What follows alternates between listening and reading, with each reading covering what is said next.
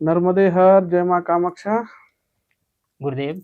हाँ। आजकल जो लोग सब साधना के बारे में ज़्यादा ही जानना चाहते हैं और मेरी भी जिज्ञासा रही है। हम्म। तो क्या है मतलब ये सब साधना और क्यों करते हैं सब साधना? क्या है मतलब इसका कार्यक्रम? यानी शव साधना। शव साधना अघोर परंपरा में इसका चलन है। और शव साधना के कई भी प्रकार की विधियां होती हैं। और तंत्र का एक अति गोपनीय रहस्य है जो सिर्फ गुरु और शिष्य के बीच का होता है। बाहरी दुनिया से उसका कोई लेना देना नहीं है। ठीक है। अगर कोई शव साधना का वीडियो बनाता है वो गलत है। समझ रहे हो? वो गलत है। क्योंकि एक साधक के लिए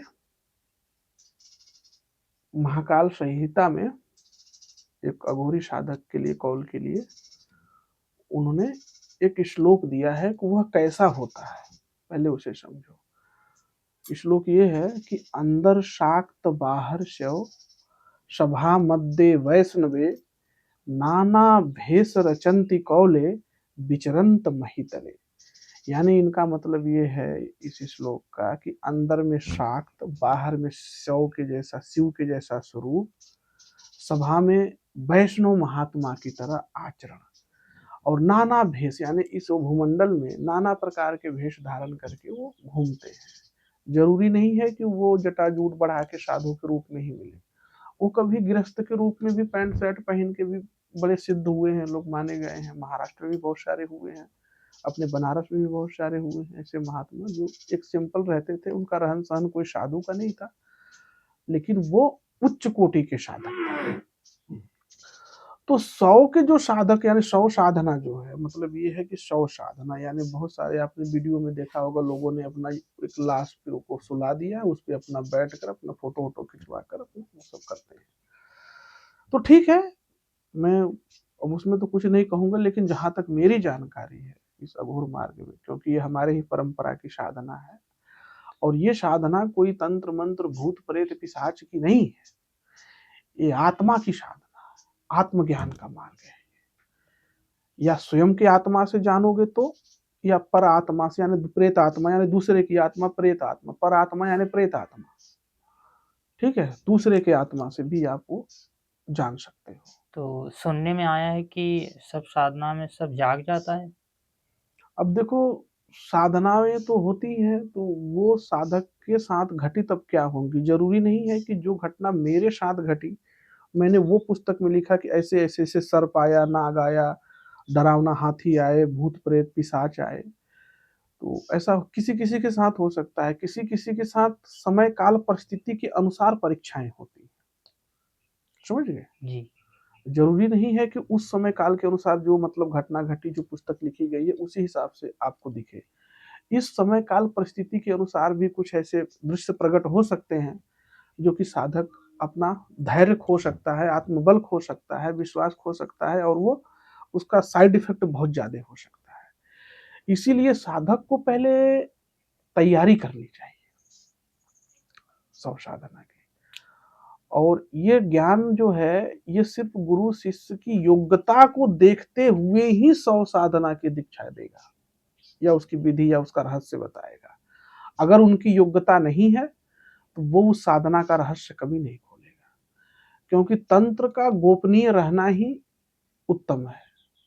अगर वो समाज में उजागर कर दिया जाए तो उसका वो महत्वहीन हो जाता है। वो अब जैसे कि जहाँ बच्चे हमारे धर्म में जो पहले जो प्रोसेस से जो पैदा होते थे, तो वो जरूरी नहीं है कि उनको सार्वजनिक करके बच्चा पैदा किया जाए, वो पर्दा किया जाता है।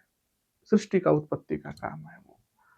तो उसी प्रकार से तंत्र के भी जो मर्यादाएं हैं ना, वो बहुत गोपनीय है। और वो तंत्र दीक्षित होने के बाद साधक की लगन निष्ठा गुरु देखता है, समर्पण विश्वास देखता है। उसके बाद फिर उनको सौ साधना के बारे में बताया जाता है। तो सौ मतलब ये शिव, ये शरीर जो होता है वही सौ होता है, वही शिव होता है।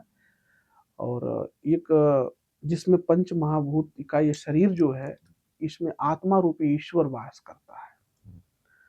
ठीक है, इतना पवित्र चीज माना जाता है अघोर साधना के अनुसार।